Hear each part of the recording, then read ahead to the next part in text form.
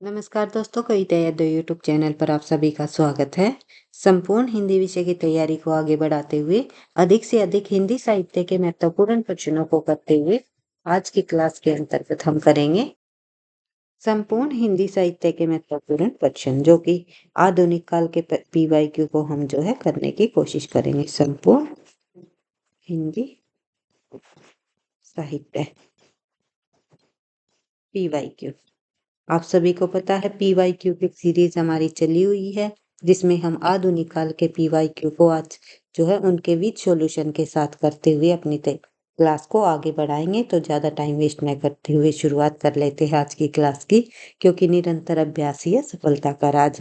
किसी भी स्टेट के अंतर्गत होने वाली टीजीटी पीजीटी हिंदी संबंधी परीक्षा हो, एनटीए नेट की परीक्षा हो या कोई अदर परीक्षा हो, जिस परीक्षा में भी हिंदी साहित्य संबंधी प्रश्न पूछे जाते हैं, उन सभी विद्यार्थियों के लिए ये क्लास काफ़ी मददगार रहेगी, क्योंकि इन्हीं प्रश्नों में से आपको परीक्षा में प्रश्न भी देखने को मिलेंगे। तो शुरुआत कर लेते हैं प्रश्न नंबर 1 से।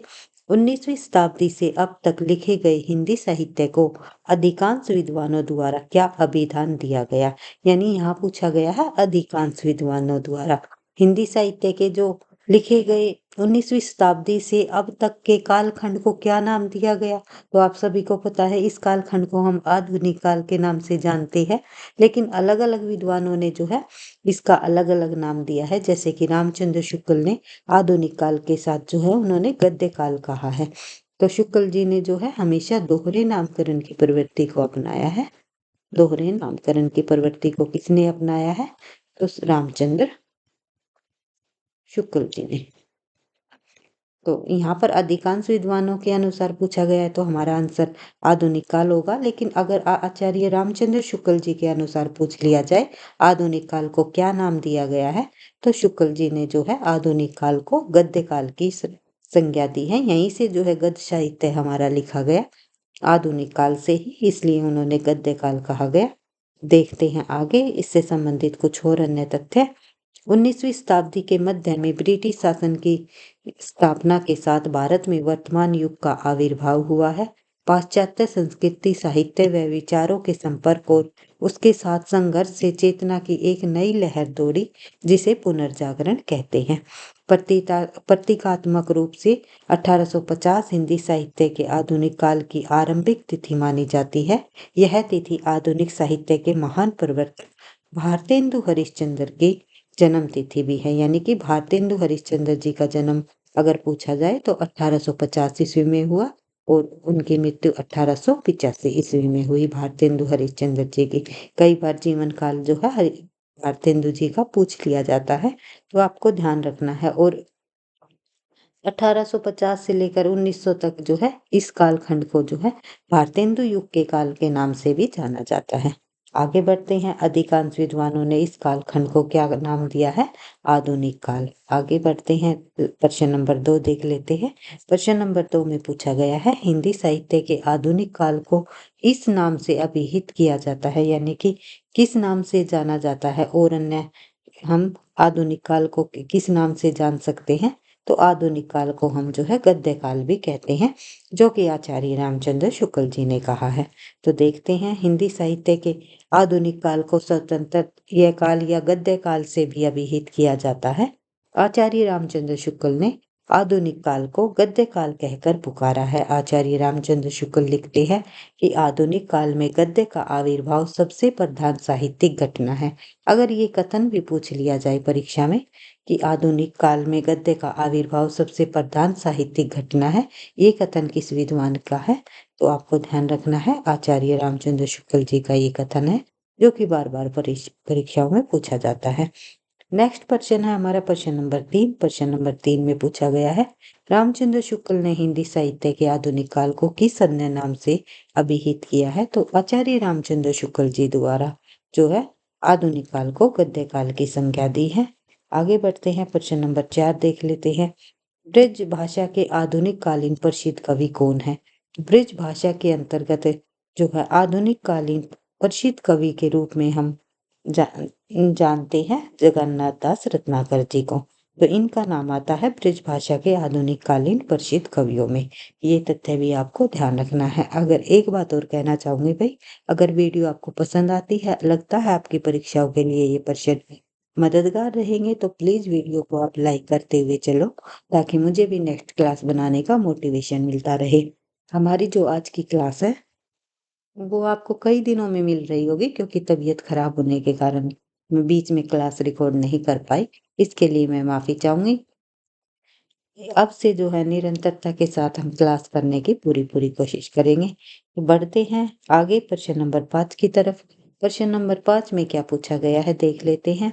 जिस प्रकार से हमने जो है आदिकाल, भक्तिकाल, रीतिकाल के प्रश्नों को किया है, पीवाईक्यू को किया है, उसी तरह जो है हम संपूर्ण आधुनिक काल और अन्य सभी गतिविधियों से संबंधित पीवाईक्यू को करते हुए आगे बढ़ते रहेंगे। तो देखते हैं। ब्रज भाषा के आधुनिक कालीन प्रसिद्ध कवि की बात कर रहे थे हम। जगन्नाथ दास रत्नाकर जी का नाम आता है। इन्हें ब्रज भाषा काव्य का अंतिम प्रौढ़ कवि भी माना जाता है। ये पूछा जा सकता है परीक्षा में कि ब्रज भाषा का अंतिम प्रौढ़ कवि कौन माना जाता है, तो नाम आएगा जगन्नाथ दास रत्नाकर जी का। इनके प्रसिद्ध काव्य है हिंडोला, हरिश्चंद्र, गंगावतरण, उद्धवष्टक, कलशबाशी, समस्या पूर्ति, जयप्रकाश सरवशव, धनाश्री, नियम गंगा विष्णु लहरी, रत्नाष्टक, वीरनाष्टक, प्रकीर्णन पदावली आदि जो है जगन्नाथ दास रत्नाकर जी के प्रमुख ग्रंथ है। और इनमें से जो है उद्धव शतक, गंगा अवतरण, ये जो है कुछ ऐसे ग्रंथ है जो बार बार परीक्षाओं में रिपीट होते हैं, बार बार पूछे जाते हैं। तो इनको आप लोगों को भी बार बार रिवाइज करते हुए चलना है, ताकि आपको कंटेस्ट रहे और परीक्षा में जब आपसे प्रश्न पूछा जाए तो आसानी से उनका सही आंसर दे सको। और डी ट्रिपल एस बी की जो अभी हाल ही में हमारी होने वाली परीक्षाएं हैं, अभी शायद जून के बाद ही एग्जाम डेट आएंगे टीजीटी पीजीटी की, टीजीटी और पीजीटी, क्योंकि जून तक हमें जो है डी ट्रिपल एस बी का कैलेंडर देखने को मिल गया। तो उसके अंतर्गत टीजीटी पीजीटी की परीक्षाएं अभी नहीं हो रही। तो आप लोगों के पास कम से कम जो है 3 से 4 महीने अभी शेष बचे हुए हैं, जिसमें आप जो है अधिक से अधिक प्रश्नों का अभ्यास करते हुए अपनी अच्छे से जो है परीक्षाओं की तैयारी कर सकते हो। हमारे साथ जुड़ करके डी ट्रिपल एस बी के परीक्षाओं के लिए भी जो है ये प्रश्न आपके काफी जो है मददगार रहेंगे। और साथ ही जो है आप लोग अन्य किसी परीक्षा की तैयारी कर रहे हो, तो उनके लिए भी ये प्रश्न आपके लिए काफी हेल्पफुल रहेंगे, मददगार साबित होंगे। तो देखते हैं अन्य महत्वपूर्ण बिंदु। अन्य महत्वपूर्ण बिंदुओं से संबंधित कुछ और अन्य तथ्य इस प्रश्न से जुड़े हुए देखे, तो जगन्नाथ दास रत्नाकर जो है उनका जन्म कब हुआ, ये पूछा हुआ है। ये हमें देखना है। तो जगन्नाथ दास जी रत्नाकर जी का जन्म 1866 ईस्वी में वाराणसी में और मृत्यु 1932 में हरिद्वार में हुई। बिहारी इनके प्रसिद्ध प्रिय कवि थे। तो ये तथ्य भी आपको ध्यान रखना है। जगन्नाथ दास रत्नाकर के जो प्रिय कवि थे वो कौन थे? बिहारी। सतसई पर लिखी हुई टीका बिहारी रत्नाकर अपनी अर्थवत्ता में बेजोड़ है। और इनकी उद्धव तक 1929 एक करोड़ तक काव्य है। तो मैंने आपको बताया था उद्धव तक हुआ, गंगावतरण हुई, ये रचनाएं परीक्षाओं में बार बार पूछी जाती है, परीक्षा की दृष्टि से काफी इम्पोर्टेंट है। आगे बढ़ते हैं तो प्रश्न नंबर 5 देख लेते हैं। प्रश्न नंबर 5 में पूछा गया है कि रत्नाकर शब्द किस कवि के साथ जुड़ा हुआ है। अभी हमने पढ़ा था जगन्नाथ दास रत्नाकर, यानी जगन्नाथ के साथ जुड़ा हुआ है रत्नाकर। आगे बढ़ते हैं। नेक्स्ट क्वेश्चन में देखते हैं इनमें से जगन्नाथ दास रत्नाकर की कीर्ति छाटिए। तो अभी हमने देखा है उद्धव तक जो है जगन्नाथ दास रत्नाकर की एक प्रौढ़तम कीर्ति है। उसके बाद आगे बढ़ते हैं तो देख लेते हैं प्रश्न नंबर 7। प्रश्न नंबर 7 में पूछा गया है उद्धव तक के लेखक कौन है? जगन्नाथ दास रत्नाकर। आगे बढ़ते हैं। प्रश्न नंबर 8 में देखते हैं उद्धव तक में छंद है। उद्धव तक में जो है कितने छंद है? तो उद्धव तक के अंतर्गत जो है हमें 118 छंद देखने को मिलते हैं। ये आपको ध्यान रखना है। इन ऑप्शनों में से कोई आंसर नहीं होगा भाई, क्योंकि इस प्रश्न पर आपत्ति जता दी गई थी। केंद्रीय विद्यालय में दिल्ली पीजीटी परीक्षाओं में पूछा गया प्रश्न है। तो आगे बढ़ते हैं। इस प्रश्न से जुड़े हुए कुछ और अन्य तथ्य हम देख लेते हैं। राम प्रसाद मिश्र ने अपनी पुस्तक खड़ी बोली कविता में विरह वर्णन में लिखा है कि उद्धव स्तक में 118 छंद है। उद्धव स्तक जगन्नाथ दास रत्नाकर की प्रसिद्ध कीर्ति है। यह भरमर गीत परंपरा का काव्य है। गोपी उद्धव स्तक इसका वर्ण विषय है और उद्धव स्तक एक तरह से विरह काव्य भी है, किंतु विरह की तीव्र तीव्र अनुभूति के साथ गोपियों का उत्कृष्ट प्रेम भी जो है इसमें पूर्ण रूप से अभिव्यक्त हुआ है। इसे कुछ समीक्षक श्रृंगार काव्य मानते हैं, तो आपको ध्यान रखना है। आगे बढ़ते हैं। अन्य महत्वपूर्ण तथ्य इस प्रश्न से जुड़े हुए जब हम देखें तो रत्नाकर जी ने श्रृंगार और वीर दोनों रसों में रचनाएं की है, ये आपको ध्यान रखना है। और उन्होंने अंग्रेजी कवि पोप एसे ऑन क्रिटिसिज्म का रोला छंदों में समालोचना दर्श नाम से अनुवाद किया है। ये पॉइंट भी काफी इंपॉर्टेंट है परीक्षा की दृष्टि से, क्योंकि ये कई बार पूछा गया पॉइंट है कि निम्नलिखित में से समालोचना दर्श नाम से अनुवाद किस लेखक द्वारा किया गया है, या अंग्रेजी के एसे ऑन क्रिटिसिज्म का रोला छंदों में समालोचना दर्श नाम से अनुवाद किसने किया है। तो ये कई बार पूछा गया प्रश्न है, तो नाम आएगा जगन्नाथ दास रत्नाकर जी का। जगन्नाथ दास रत्नाकर के काव्य ग्रंथों में हिंडोला, हरिश्चंद्र, उद्धव स्तक, गंगावतरण, कालकाशी, श्रृंगार लहरी, गंगा विष्णु लहरी, रत्नाष्टक, वीरनाष्टक तथा फुटकर रचनाएं हैं, तो ये भी आपको ध्यान रखना है। आगे बढ़ते हैं। रत्नाकर जी ने साहित्य सुधा निधि मासिक पत्रिका का भी संपादन किया है, तो ये आपको ध्यान रखना है। अगर पत्रिका का नाम भी पूछ लिया जाए रत्नाकर जी की, तो साहित्य सुधा निधि इनकी प्रमुख पत्रिकाएं हैं। उसके बाद फारसी और संस्कृति के ज्ञाता, प्राचीन साहित्य के मर्मज्ञ, विद्वान तथा उच्च कोटि के कवि रत्नाकर को गंगावतरण पर हिंदुस्तानी अकेडमी प्रयाग से पुरस्कार भी प्राप्त हो चुका है। आगे बढ़ते हैं। सन 1930 में रत्नाकर जी कोलकाता के हिंदी साहित्य सम्मेलन के सभापति हुए। रत्नाकर कृत गंगावतरण किस छंद में लिखा गया, ये आपको बताना है। तो गंगावतरण अभी हमने देखा था कि ये रोला छंद में लिखा गया। आगे बढ़ते हैं। नेक्स्ट क्वेश्चन देखते हैं।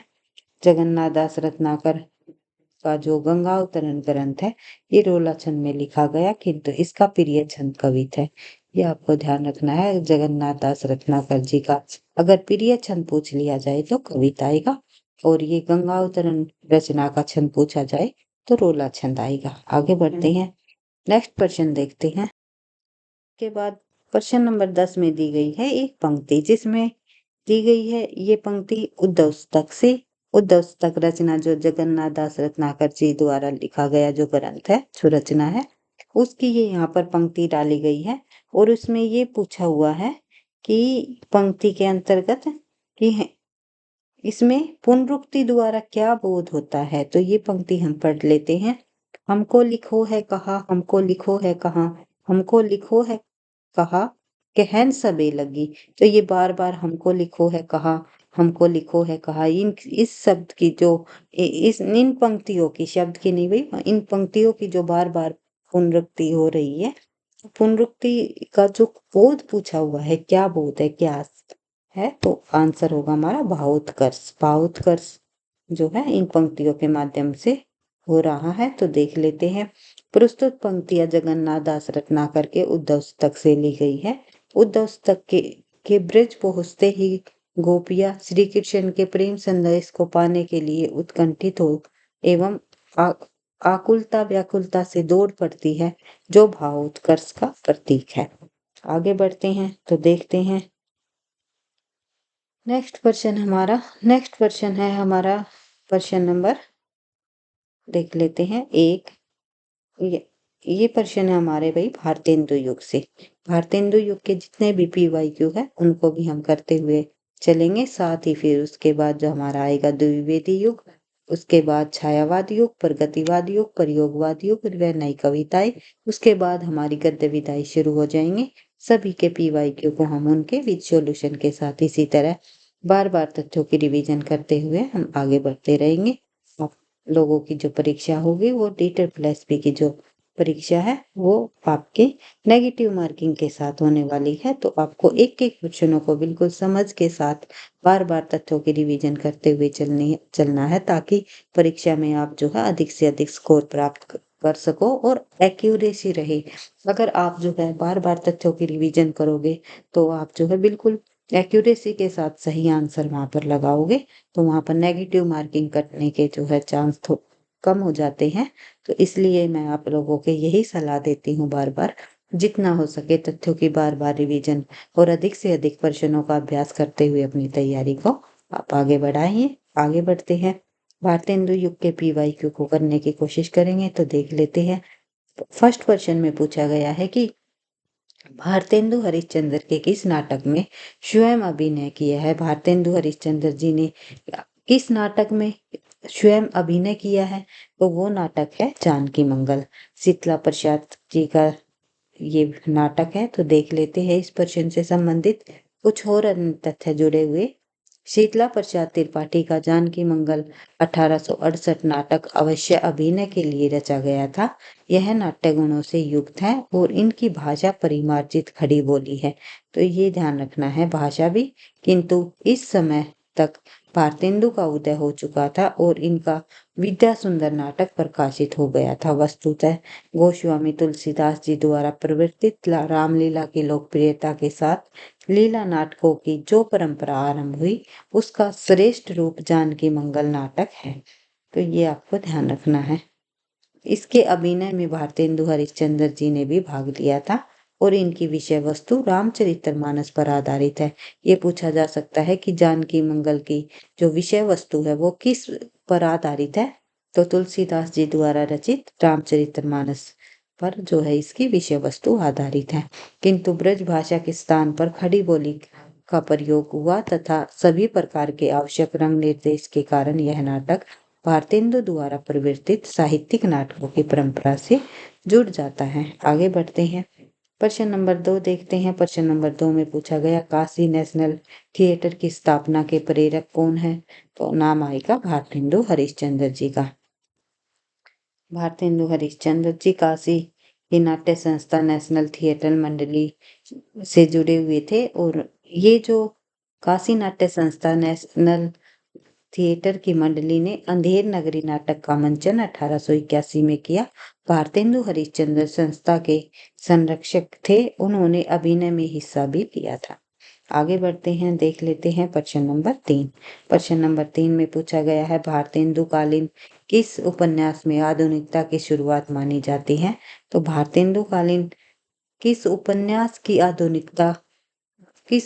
में आधुनिकता की शुरुआत मानी जाती है? तो वो उपन्यास है परीक्षा गुरु। लाला श्रीनिवास दास जी द्वारा रचित परीक्षा गुरु उपन्यास में जो है आधुनिकता की शुरुआत मानी जाती है। भारतेंदु युग में लेखकों को उपन्यास रचना की प्रेरणा बंगला और अंग्रेजी के उपन्यासों से प्राप्त हुई। अंग्रेजी ढंग का पहला मौलिक उपन्यास लाला श्रीनिवास दास का परीक्षा गुरु माना जाता है, जिसका समय 1882। ये आपको ध्यान रखना है, कई बार पूछा जाता है परीक्षाओं में। इससे पूर्व दाराम फुलेरी ने भाग्यवती 1867 शीर्षक नामक लघु सामाजिक उपन्यास लिखा था। अतः स्पष्ट है कि भारतेंदु कालीन उपन्यास परीक्षा गुरु से आधुनिकता की शुरुआत मानी जाती है। 100 अजान एक सुजान 1892 बालकृष्ण भट्ट कृत चंद्रकांता देवकीनंदन खत्री कृत उपन्यास है। तो ये आपको ध्यान रखना है, कई बार पूछ लिया जाता है चंद्रकांता उपन्यास किसके द्वारा रचित है? तो देवकीनंदन खत्री जी का उपन्यास है। और जो एक अजान सो सुजान नामक जो उपन्यास बालकृष्ण भट्ट जी ने लिखा। तो ये उपन्यास जो है बार बार परीक्षाओं में, ये रचनाएं बार बार परीक्षाओं में पूछी जाती हैं। आगे बढ़ते हैं, प्रश्न नंबर देख लेते हैं। प्रश्न नंबर 4 तदीय समाज के से किसका संबंध है? अभी हमने देखा तदीय समाज का जो संबंध भारतेंदु हरिश्चंद्र जी से माना जाता है। भारतेंदु हरिश्चंद्र जो है तदीय समाज से भी जुड़े हुए थे। भारतीय नवजागरण के अग्रदूत के रूप में प्रसिद्ध भारतेंदु हरिश्चंद्र जी ने देश की गरीबी, पराधीनता, शासकों का अमानवीय शोषण के चित्रण को अपने साहित्य का लक्ष्य बनाया। आधुनिक हिंदी के पितामह कहे जाते हैं भारतेंदु हरिश्चंद्र जी। ये आपको ध्यान रखना है, कई बार पूछा जाता है कि आधुनिक हिंदी के पितामह कौन कहे जाते हैं, तो भारतेंदु जी का ही नाम आता है। उसके बाद भारतेंदु हिंदी में आधुनिकता के पहले रचनाकार थे, यानी कि भारतेंदु जी जो है हिंदी में आधुनिकता के पहले रचनाकार थे। ये आपको ध्यान रखना है। उन्होंने वैष्णव भक्ति प्रचार के लिए तटीय समाज की स्थापना की। इनका मूल नाम हरिश्चंद्र जी था। इनकी लोकप्रियता से प्रभावित होकर काशी के विद्वानों ने 1880 में उन्हें भारतेंदु की उपाधि दी थी। हिंदी साहित्य में आधुनिक काल का प्रारंभ भारतेंदु हरिश्चंद्र से ही माना जाता है। आपको पता ही है। और जो आधुनिक काल का पहला काल जो है वो भारतेंदु युग ही है, ये भी आपको पता है। आगे बढ़ते हैं, देख लेते हैं। हिंदी में नाटकों का प्रारंभ भारतेंदु हरिश्चंद्र जी से माना जाता है। भारतेंदु के नाटक लिखने की जो शुरुआत है बंगला के विद्या सुंदर नाटक के अनुवाद से हुई। नेक्स्ट क्वेश्चन है, उन्होंने सन 1868 ईस्वी में कवि वचन सुधा नामक पत्रिका भी निकाली। 1876 में हरिश्चंद्र मैगजीन और पालाबोधिनी नामक पत्रिकाएं भी निकली। आगे बढ़ते हैं। प्रश्न नंबर 5 देखते हैं। तो पूछा हुआ है, नवजागरण का अग्रदूत, आधुनिक काल का पितामह, नवजागरण का अग्रदूत, ये सभी नाम जो है भारतेंदु हरिश्चंद्र को दिए गए हैं। आगे बढ़ते हैं तो देख लेते हैं प्रश्न नंबर 6। प्रश्न नंबर 6 एक पंक्ति दी गई है जिसमें पूछा हुआ है कि ये पंक्ति जो है किसके द्वारा लिखी गई है। अंग्रेज राज सुख साज सजे सब भारी, पे धन विदेश चली जात इहे अति खवारी। ये पंक्ति जो है, ये पंक्ति निम्नलिखित में से किसके द्वारा लिखी गई है, तो ये हमें बताना है। तो आंसर हो जाएगा हमारा भारतेंदु हरिश्चंद्र। भारतेंदु हरिश्चंद्र जी की ये पंक्ति बार बार परीक्षा में पूछी जाती है, इम्पोर्टेंट पंक्ति है। आगे बढ़ते हैं तो देख लेते हैं भारतेंदु जी का ब्रिटिश उपनिवेश का भारतेंदु का काल जो है ब्रिटिश उपनिवेश का था। ब्रिटिश उपनिवेश में भारत सभी दृष्टियों से परास्त हो गया और भारत को पूर्णतः मटियामेट कर यहाँ के सारी संपत्ति को अपने देश की ओर ले जाना ब्रिटिशों का एकमात्र लक्ष्य था। भारत दुर्दशा के पहले अंक में यह सूचित करते हैं कि अंग्रेज राज सुख साज सजे सब भारी, पे धन विदेश चली जाती थी अति खवारी। तो ये पंक्ति आपको ध्यान रखनी है, इंपॉर्टेंट पंक्ति है परीक्षा की दृष्टि से। आगे बढ़ते हैं तो नेक्स्ट क्वेश्चन हम देखते हैं। नेक्स्ट क्वेश्चन हमारा दिया गया है प्रश्न नंबर 7। प्रश्न नंबर 7 में पूछा हुआ है, धन्य भूमि सब रतननी की उपजावनी, इस पंक्ति के लेखक कौन है। तो इन पंक्तियों के लेखक जो है निम्नलिखित में से बद्रीनारायण चौधरी प्रेमखंड जी हैं। टीजीटी परीक्षा 2013 के अंतर्गत पूछा गया प्रश्न है, तो सभी पंक्तियों को भी ध्यान रखना है। भारतेंदु युग के अंतर्गत जितने भी प्रमुख कवि हुए हैं उनकी पंक्तियों को परीक्षाओं में पूछा जाता है। भारतेंदु युगीन कवियों ने भारतीय इतिहास के गौरवशाली पृष्ठों की स्मृति तो अनेक बार दिखाई, पर उसकी राष्ट्रीय भावना केवल यहीं तक सीमित नहीं रही। अंग्रेजों की विचारधारा और देशभक्तिपूर्ण कविताओं से भी उन्होंने यथेष्ट प्रेरणा ली है, जिसका फल यह हुआ कि क्षेत्रीयता के ऊपर उठकर वे संपूर्ण राष्ट्र के नब्ज को टटोलने लगे। बद्रीनारायण चौधरी प्रेमघन की उपयुक्त काव्य पंक्ति इसी तथ्य को स्पष्ट करती है। देश के उत्कर्ष अपकर्ष के लिए उत्तरदायी परिस्थितियों पर प्रकाश डालकर इस युग भारतेंदु युग के कवियों ने जनमानस में राष्ट्रीय भावना के बीज रोपण का महत्वपूर्ण कार्य किया है। अन्य महत्वपूर्ण तथ्य जब हम देखें तो देशभक्ति की भावना बाद में मैथिली शरण गुप्त कृत भारत भारती में लक्षित हुई। भारत भारती जो रचना है ये काफी देशभक्ति प्रेरित रचनाएं रही है, देशभक्ति संबंधी रचनाएं हैं। और इस रचना को जो है अंग्रेजों ने जब्त भी कर लिया था। ये प्रश्न भी कई बार पूछा जाता है कि निम्नलिखित में से किस रचना को अंग्रेजों द्वारा जब्त किया गया। तो मैथिली शरण गुप्त जी की भारत भारती रचना को उन्होंने जो है भारतेंदु जी की विजयनी विजय विजयंती, प्रेम घन की आनंद अरुणोदय, प्रताप नारायण मिश्र की महापर्व और नया संवत, राधा कृष्ण दास जी की भारत बारामासा और विनय शीर्षक कविताएं देशभक्ति की प्रेरणा से युक्त है। तो कई बार ये प्रश्न भी पूछ लिया जाता है, निम्नलिखित में से कौन सी देशभक्ति परक रचना नहीं है या है, किसी भी प्रकार से प्रश्न को पूछा जाता है।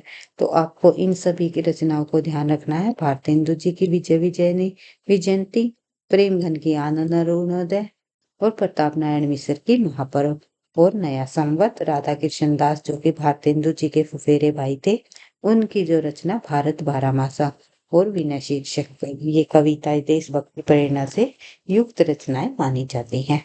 हमारा उत्तम भारत देश काव्य पंक्ति राधाचरण गोस्वामी द्वारा रचित है। ये भी आपको ध्यान रखनी है क्योंकि ये पंक्ति भी काफी बार परीक्षाओं में पूछी जाती है। हमारा उत्तम भारत देश किसकी पंक्तियां है, किसके द्वारा रचित है? तो राधाचरण गोस्वामी जी की पंक्तियां है ये, जो देशभक्ति भावना से परिलक्षित करती है। आगे बढ़ते हैं। नेक्स्ट पॉइंट है हमारा कि प्रेमघन ने हार्दिक हर्षोदर्श कविता में भारत की शासनाधिकार लेने वाले महारानी विक्टोरिया के विषय में कहा है कि ये सनाथ बोली भारत की प्रजा सनाथन, तो ये अनाथन, सॉरी भाई, ये जो पंक्तियां है ये किसके विषय में कहा गया है, किसके द्वारा लिखी गई है, किस रचना से ली गई है, किसी भी प्रकार से पूछा जा सकता है। तो ध्यान रखना है, प्रेमगंज जी की पंक्ति है वो हार्दिक हर्षोदर्श कविता से ली गई है। और किसके विषय में कहा है? महारानी विक्टोरिया के विषय में। भारतेंदु हरिश्चंद्र ने हिंदी हिंदू हिंदुस्तान का गुणगान किया। तो ये पॉइंट आपको थोड़ा सा इस तरह ध्यान रखना है कि पूछा जा सकता है हिंदी हिंदू हिंदुस्तान का गुणगान किसने किया, किसके द्वारा किया गया? तो भारतेंदु हरिश्चंद्र जी के द्वारा। अगर ये पूछ लिया जाए हिंदी हिंदू हिंदुस्तान का नारा किसके द्वारा दिया गया, तो नाम आता है हमारा प्रताप नारायण मिश्र जी का। तो किसी भी प्रकार से प्रश्न पूछा जा सकता है। तो सभी तथ्यों को आपको समझ के साथ करते हुए आगे बढ़ना है। बार बार मैं ये बात आपको कहती हूँ। तो देख लेते हैं आगे। प्रेमघन राजभक्ति भारत सरिस और ठोर कहूँ नाही कहकर विदेशी शासकों को आश्वस्त किया है। यानी प्रेमघन जी ने राजभक्ति भारत सरिस और ठोर कहूँ नाही ये कहकर जो है विदेशी शासकों को वो आश्वस्त करते हैं। तो अंबिका दत्त व्यास, जयंती राजेश्वरी, जय जय परमेश आदि विक्टोरिया रानी के प्रति आभार प्रकट करते हैं। तो अंबिका दत्त ने किस प्रकार से विक्टोरिया रानी का आभार प्रकट किया, ये पूछा जा सकता है। या फिर प्रेमघन जी द्वारा जो है विदेशी शासकों को किस प्रकार से आश्वस्त किया, ये पूछा जा सकता है। तो किसी भी प्रकार से प्रश्न पूछा जा सकता है। आगे बढ़ते हैं। तो प्रश्न नंबर 8 देख लेते हैं भाई। लाला श्रीनिवास दास कृत जो रचना है संयोगिता संवर की सच्ची समालोचना किसने की? लाला श्रीनिवास दास जी के संयोगिता संवर रचना की सच्ची समालोचना करने वाले जो लेखक है वे है बालकृष्ण भट्ट जी। पीजीटी हिंदी में पूछा गया प्रश्न है भाई। आगे बढ़ते हैं। तो इस प्रश्न से संबंधित कुछ और अन्य तथ्य जब हम देखें तो हिंदी प्रदीप में संयोगिता संवर की समीक्षा सच्ची समालोचना शीर्षक से की गई। इसमें बालकृष्ण भट्ट जी ने इस नाटक के ऐतिहासिक कहे जाने पर आपत्ति की है क्योंकि इसकी जो कथा वस्तु है उन्हें वस्तुनिष्ठता का अभाव प्रतीत होता है। निबंध के आरंभ में ही वे लिखते हैं कि लाला जी यदि बुरा न मानिए तो एक बात आप से पूछे, वह यह कि आप ऐतिहासिक नाटक किसको कहेंगे? क्या केवल किसी पुराने समय के ऐतिहासिक पुरावर्त की छाया लेकर नाटक लिख डालने से ही यह ऐतिहासिक हो गया क्या, या किसी विख्यात राजा या रानी के आने से वह ऐतिहासिक हो जाएगा? यदि ऐसा है तो गप भागने वाले दास्तानागो और नाटक के ढंग में कुछ भी भेद न रहा। किसी समय के लोगों के हृदय की क्या दशा थी, उनके अभ्यांतरिक भाव किस पहलू पर लुढ़के हुए थे, अर्थात उस समय मात्र के भाव स्पिरिट ऑफ टाइम्स क्या थे, इन सब बातों को ऐतिहासिक रीति पर पहले समझ लीजिए, तब उसके बाद जो है दर्शाने का भी यत्न नाटकों द्वारा कीजिए। तात्पर्य यह है कि संयोगिता संवर ऐतिहासिक नाम वाले पात्रों को लेकर लिखा गया एक किस्सा है, तो ये आपको ध्यान रखना है। उसके बाद ऐतिहासिक नाटक नहीं है, क्योंकि इसमें लेखक ने अपने ऐतिहासिक बोध का परिचय नहीं दिया है। अन्य महत्वपूर्ण बिंदु जब आप पढ़ोगे तो आपको देखने को मिलेगा कि भारतेंदु युग में कुछ विस्तृत समीक्षाएं भी लिखी गई। इसमें जो दो सर्वाधिक समीक्षाएं है वे है लाला श्रीनिवास दास जी द्वारा संयोगिता स्वयंवर पर लिखी गई, जिसे लेखक ने ऐतिहासिक नाटक कहा है। पहली समीक्षा हिंदी प्रदीप में निकली थी 1886 में, और दूसरी जो है आनंद कादम्बरी जो कि 1886 में। दोनों समीक्षाएं एक ही वर्ष जो है आगे पीछे करके निकाली गई। पहली जो है समीक्षा अप्रैल में निकली, तो दूसरी जो है उसी सन को जो है 11वें महीने में निकली, यानी कि नवंबर के महीने में निकली। तो आपको ध्यान रखना है। आगे बढ़ते हैं कि हिंदी प्रदीप में प्रकाशित समीक्षा का हवाला दिया गया, और दोनों समीक्षाओं में किसी समीक्षा के साथ उसके लेखक के नाम का उल्लेख नहीं है, जिससे यह अनुमान होता है कि ये समीक्षाएं स्वयं संपादकों द्वारा लिखी गई। बालकृष्ण भट्ट ने पंडित किशोरीलाल गोस्वामी की कविता पुस्तक समस्या पूर्ति मंजरी की हिंदी प्रदीप में समीक्षा करते हुए लिखा है कि इसकी संपूर्ण कविताएं केवल श्रृंगार रस की न हो, थोड़ी सी सामायिक देश भलाई के संबंध में भी होती है तो सोना और सुगंधित कहा जाता है। तो ये भी आपको ध्यान रखना है कि किसमें समीक्षा में क्या कथन दिया गया है। तो इसके बाद आगे बढ़ते हैं। इस प्रकार उन्होंने शंकर दीक्षित नामक एक कवि की कविता पुस्तक माधुरी विलास की समीक्षा करते हुए हिंदी प्रदीप में यह लिखा कि देशोपकारी बातें पर यह कविता की जाती है तो अधिक लाभ था। तो ये कथन भी अगर पूछा जाए तो आप बता सकते हो। माधुरी विलास की समीक्षा करते हुए उन्होंने कहा है। तो इस प्रकार से आज की क्लास में हमने लगभग जो है कुछ भारतेंदु युग से संबंधित महत्वपूर्ण प्रश्नों को किया, और कुछ आधुनिक काल से जुड़े हुए उन प्रश्नों को किया जो परीक्षाओं में बार बार पूछे जाते रहे हैं। अगर वीडियो पसंद आई तो लाइक करना, दोस्तों के साथ शेयर करना, चैनल पर पहली बार हो तो सब्सक्राइब कर लेना ताकि नोटिफिकेशन आपको समय पर मिलता रहे। मिलते हैं नेक्स्ट क्लास में निरंतरता के साथ इन प्रश्नों को आगे बढ़ाते हुए, PYQ को करते हुए। इसी तरह हमारी ये सीरीज जो है जब आगे बढ़ती रहेगी और परीक्षाओं की आप लोगों की अच्छे से तैयारी होती रहेगी। पिछली परीक्षा में जितने भी प्रश्न आए हुए हैं उनको हम इसी तरह विद सॉल्यूशन करने की कोशिश करते रहेंगे। अंत में इतना ही कहना चाहूंगी, वीडियो आपको पसंद आई तो लाइक करना, दोस्तों के साथ शेयर करना, चैनल पर पहली बार हो तो सब्सक्राइब कर लेना, पढ़ते रहना, आगे बढ़ते रहना। थैंक यू, धन्यवाद।